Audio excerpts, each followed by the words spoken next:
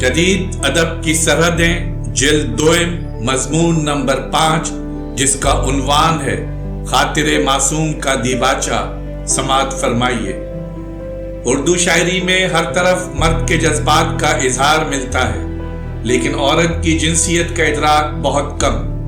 ہندی شاعری کی روایت عاشق کی حیثیت سے عورت کے جذبات کا اظہار پیش کرتی ہے، چونکہ اس روایت کا انحصار جن کتابوں پر رکھا گیا ہے ان میں رامائن ہے جس میں سیتا عشق میں پہل کرتی ہے، مہابھارت ہے جس میں دمنتی نل کے سامنے اظہار عشق کرتی ہے۔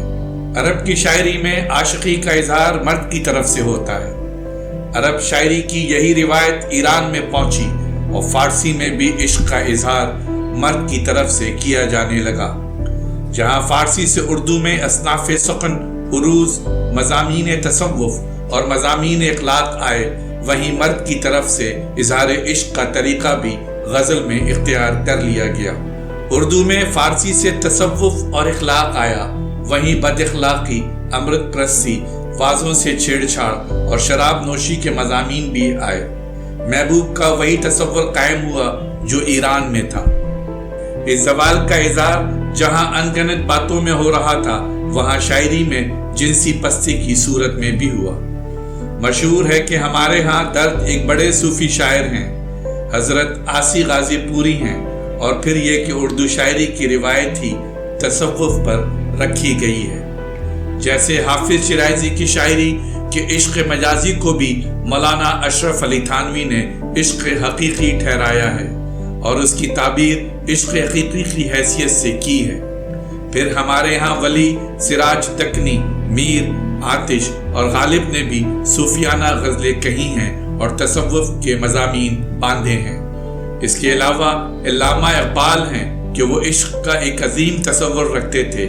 اس تصور کو داغ کی عشق بازی سے نہیں، برکسا کے ایلن وائٹل سے جوڑا جا سکتا ہے، اور یہ کہ انہوں نے خود اپنے خط میں ڈاکٹر نکلسن کو لکھا ہے کہ میرے یہاں عشق ایک اصول تفرید ہے، یعنی پرنسپل آف انڈیویجویشن۔ اور پھر دیکھیے علامہ اقبال اپنے کلام میں کیا کہتے ہیں۔ عقل و دل و نگاہ کا مرشد اولین ہے عشق، عشق نہ ہو تو شرع و دین بت کدائے تصورات۔ صدق خلیل بھی ہے عشق، صبر حسین بھی ہے عشق، مارکہ وجود میں بدر و حنین بھی ہے عشق۔ یہ تو عشق کا ایک عظیم تصور ہے۔ فراق گورکھپوری کا عشق عرضی اور جسمانی ہے۔ وہ جو کچھ کہتے ہیں اس کا مطلب یہ ہے کہ عشق کو نہ عشق حقیقی بنایا جائے اور نہ افلاطونی عشق۔ عشقیہ شاعری کو سطحیت اور چھوٹے پن سے بچایا جائے اور اعلیٰ ترین قدروں کو اس میں سمویا جائے۔ وہ کہتے ہیں زندگی پوری اکائی ہے، زندگی میں ایسی سکڑن پیدا کر دینا کہ وہ عارض و کاکل تک محدود ہو کر رہ جائے، اس میں چھوٹا پن پیدا کر دے گا۔ عشقیہ شاعری محض عشقیہ شاعری نہیں ہوتی۔ ایسی صورت میں اردو کی عشقیہ شاعری کو جنسی شاعری کیسے کہا جا سکتا ہے؟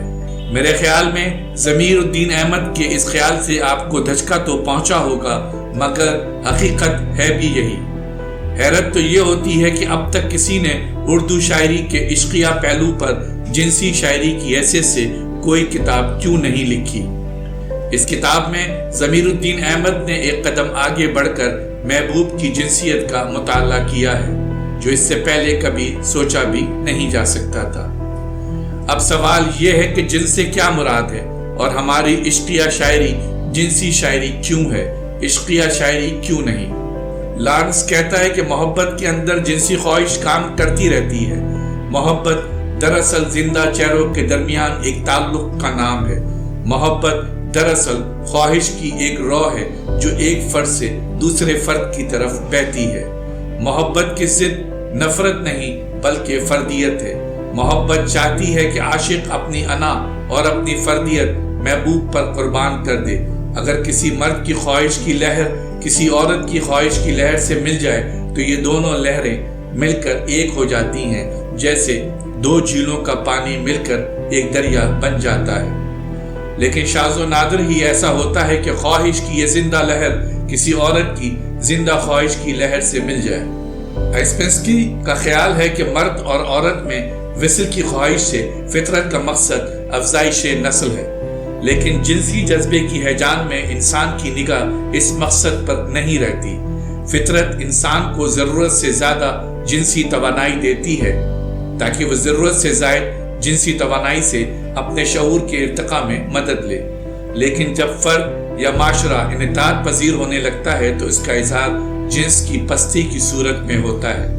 جنس سے نفرت، جنس کا خوف اور امرت پرستی جنس کی پستی سے پیدا ہوتے ہیں۔ اس طرح اگر جنسی افعال میں مبالغہ آمیزی ہونے لگے یا ادب اور آرٹ میں جنسی جذبے کے اظہار میں مبالغہ ہونے لگے تو یہ بھی انحطاط کا ثبوت ہے۔ عریاں نگاری اور فحاشی بھی اسی جنسی پستی سے پیدا ہوتی ہے۔ صحت مند فرد یا صحت مند معاشرے کے لیے نارمل جنسی زندگی بہت اہمیت رکھتی ہے۔ غیر صحت مند معاشرہ وہ ہوتا ہے جس میں مردوں کو مناسب محبوب نہ ملنے کے باعث جنسی خواہش تنگ کرتی ہے اور وہ ہر عورت سے وصل کے خواہش مند ہو جاتے ہیں۔ یہی صورتحال بعض معاشروں میں عورتوں میں بھی رونما ہو سکتی ہے۔ سوال یہ ہے کہ ایک مرد کسی خاص عورت سے محبت کیوں کرتا ہے یا کوئی عورت کسی خاص مرد سے محبت کیوں کرنے لگتی ہے؟ آئنسپینسکی یہ کہتا ہے کہ مردوں اور عورتوں میں کچھ بنیادی ٹائپ ہوتے ہیں۔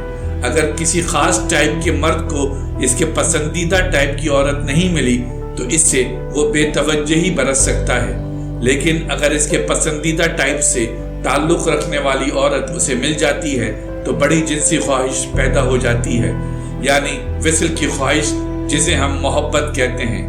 یہ تو ہوئی محبت، اور اگر جنس اور زندگی کے دوسرے احساسات یا اقدار ایک دوسرے سے کٹ جاتے ہیں تو اسے ہم محبت نہیں، جنس کی پستی یا ابتذال کہتے ہیں۔ ضمیر الدین احمد نے جنسیت کا مطالعہ کیا ہے۔ اس کا مطلب یہ ہے کہ انہوں نے جنسی پستی یہ ابتذال کا مطالعہ نہیں کیا ہے، بلکہ اس جنس کا مطالعہ کیا ہے جو محبت کے اندر ایک قوت کی طرح کام کرتی رہتی ہے، ایک آگ کی طرح روشن رہتی ہے۔ نہ یہ عشق حقیقی کا مطالعہ ہے اور نہ عشق مجازی کا۔ ضمیر الدین احمد کو عشق مجازی سے بھی دلچسپی نہیں ہے، کیونکہ وہ بھی عشق حقیقی ہی کا ایک زینہ ہے۔ عشق حقیقی تو خدا سے عشق کا نام ہے۔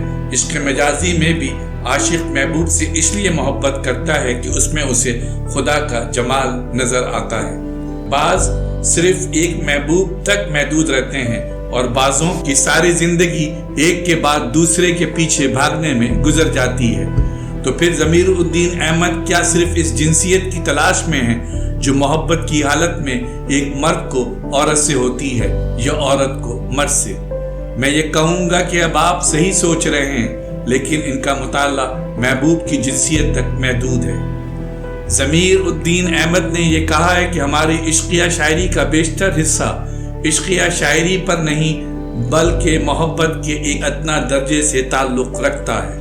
مجموعی طور پر ہمارے کلچر نے آرٹ میں عشق و محبت کے اظہار پر پابندی نہیں لگائی ہے، البتہ فحاشی اور عریاں نگاری کو سخت ناپسند کیا ہے۔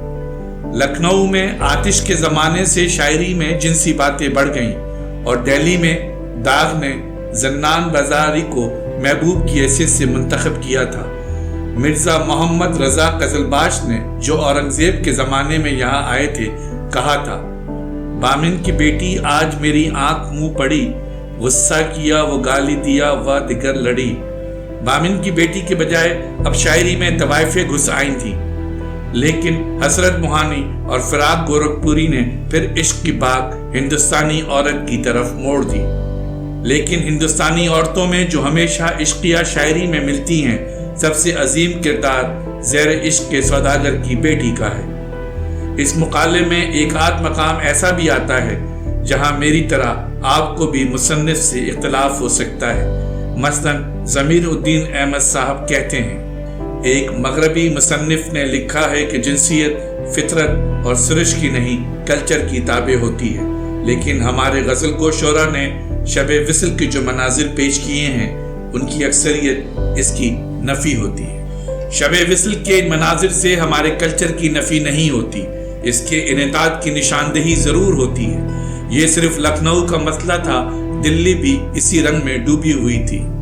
لیکن لکھنؤ سے کم بلکہ پوری ملت اسلامیہ جو اس بر صغیر میں تھی مغلیہ سلطنت کے زوال کے ساتھ خود بھی زوال پذیر ہو گئی تھی۔ امور مملکت کون سنبھالتا؟ بادشاہ سے لے کر عمرہ رؤسا بلکہ سارا اعلیٰ طبقہ زیر ناف کاموں میں لگا ہوا تھا۔ جہاندار شاہ لال کمل کے ساتھ دادے عیش دے رہا تھا، رعایا پھر ان کاموں سے کیسے بچتی؟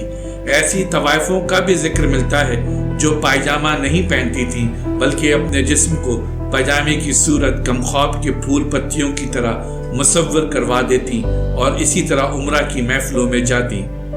امرت پرستی الگ تھی جس میں عماد الملک مرزا منو اور جانے کون کون لگے ہوئے تھے، اپنی جاگیریں اور اس کی ساری آمدنی لڑکوں پر لگا دیتے۔ خوبصورت لڑکوں کی خبر آتی تو بس انہیں پھانسنے میں لگ جاتے۔ آخری مغل بادشاہ کے ایک ممتاز عہدیدار کا بیان ہے کہ فرما رواؤں کو طبیب مقویات کھلاتے جس سے ان کا مزاج عیش طلب ہو گیا تھا۔ غلامتوں کے گھروں میں جو نوخیز ہوتی وہ حکمرانوں کو پیش کی جاتی اور رؤسا رقص و سرود میں لگے رہتے۔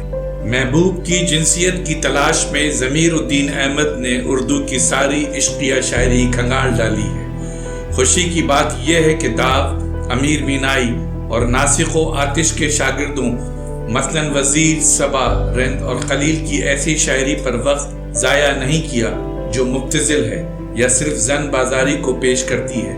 انہوں نے غزل، ریختی، مثنوی، واسطو سبھی کو الٹ پلٹ کر دیکھا ہے، لیکن فہمیدہ ریاض، حسرت موہانی اور نواب شوق لکھنوی کی شاعری کا بڑا خوبصورت تجزیہ کیا ہے۔ ضمیر الدین احمد نے اردو تنقید کی ایک بڑی کمی کو پورا کیا ہے۔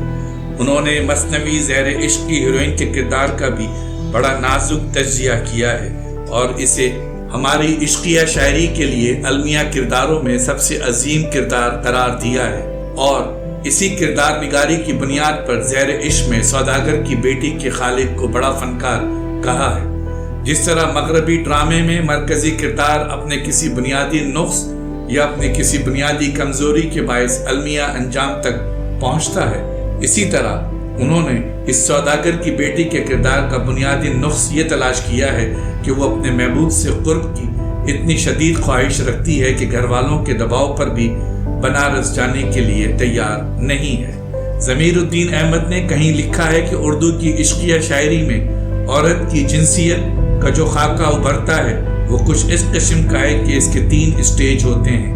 پہلا مرحلہ محبوب کی خود آرائی، دوسرا مرحلہ ناز و انداز اور تیسرا مرحلہ شب وصل۔ حیرت کی بات یہ ہے کہ زیر عشق میں وصل کی منزل آتی ہی نہیں، موت آ جاتی ہے۔ جنس اور موت کا یہ تعلق اسے اور پراسرار بنا دیتا ہے۔ مجھے اس ہیروئن کی عشقیہ زندگی سے زیادہ موت آسیب زدہ کر دیتی ہے اور مجھ سے پوچھتی ہے کیا موت ہی زندگی کا سب سے بڑا تجربہ ہے۔ بہرحال ضمیر الدین احمد نے ایک فکر انگیز اور مباحثہ خیز کتاب لکھی ہے اور اردو تنقید میں یہ منفرد مطالعہ ہماری آگہی کی سرحدوں کو آگے ضرور بڑھاتا ہے۔ حیرت ہے کہ یہ کام ایک نقاد نے نہیں بلکہ ہمارے عہد کے ایک افسانہ نگار نے انجام دیا ہے۔ ہماری ویڈیوز کو لائک اور شیئر ضرور کریں، اور اگر آپ اس چینل کے سبسکرائبر ہیں تو ہماری طرف سے شکریہ قبول فرمائیں، اور اگر آپ نے اب تک سبسکرائب نہیں کیا تو اس چینل کو فوراً سبسکرائب کر لیں اور بیل آئیکن سے notification for all per click کریں تاکہ آئندہ آنے والی ہر نئی ویڈیو آپ کو مل سکے۔ شکریہ۔